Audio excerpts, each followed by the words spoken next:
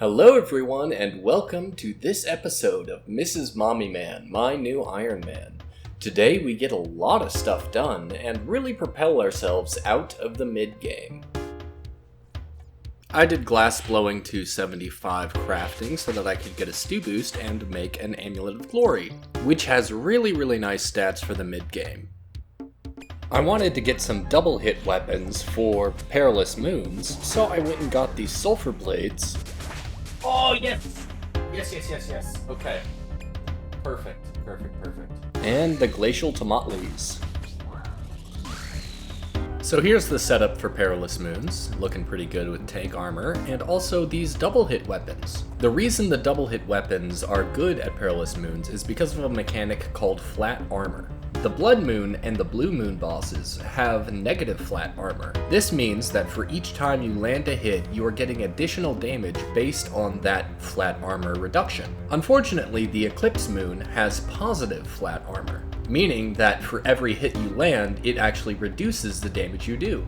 So while there is a new double hit stab weapon, it would actually be worse than a single hit stab weapon at the Yellow Moon. Finally, I'm bringing the Darok's Great Axe for a mechanic in the Eclipse Moon fight that basically gets rid of attack delays for slower hitting weapons if you do the mechanic correctly.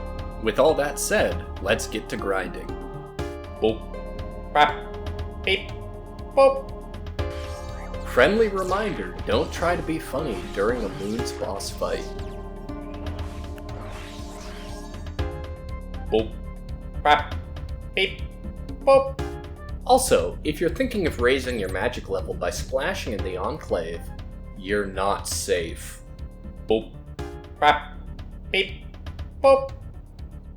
We honestly did get spooned at Moons, and all of the pieces in 205 KC is really good, which sets us up nicely for some future grinds as well as the questcape. We also did get extremely lucky and get the Zammy Beehive boots very early. The last two things I wanted to get checked off my list was the Berserker Ring and getting it imbued, and the Black Mask, which I used to make a Slayer Helm. So here's Sins of the Father, where I died at the last second.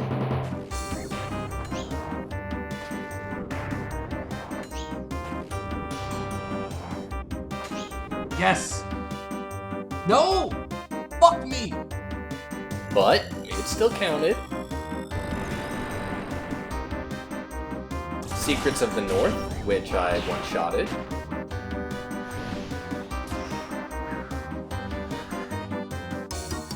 Desert Treasure 2.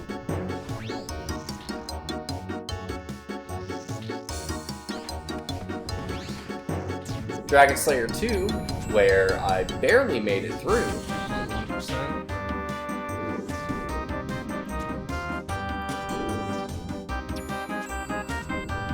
There we go.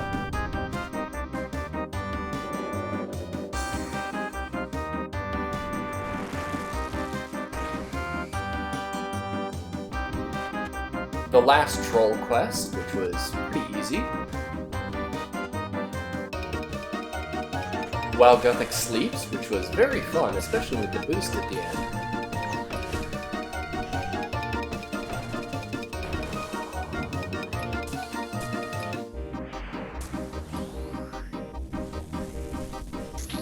And finally, Song of the Elves, which did take a bit of practice, but I got it down.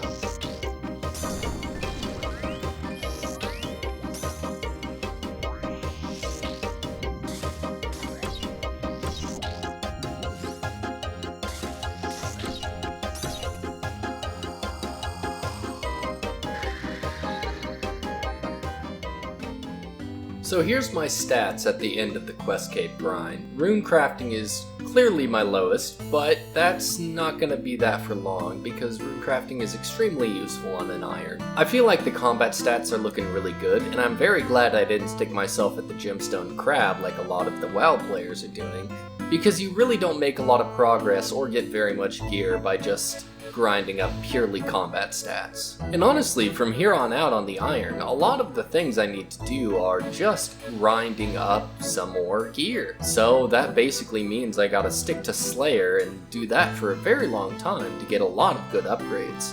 The Whip, the Trident, even Arania boots when I get that high. But also, there's a lot of bossing I need to do. And for that, I'm gonna need a stat draining weapon. I could go to Bandos, but what I think I'm gonna do is just camp Slayer and hope for a Dragon Warhammer drop. I'm not gonna grind purely Lizardman Shaman, but I'm hoping that as I'm grinding Slayer to get better gear for raids, I'll also happen to get a Dragon Warhammer. If that doesn't happen, then I guess I am going to have to camp something. But for now, that's what my plan is.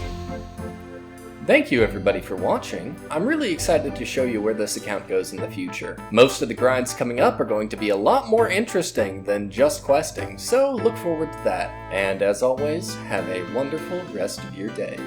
Bye bye!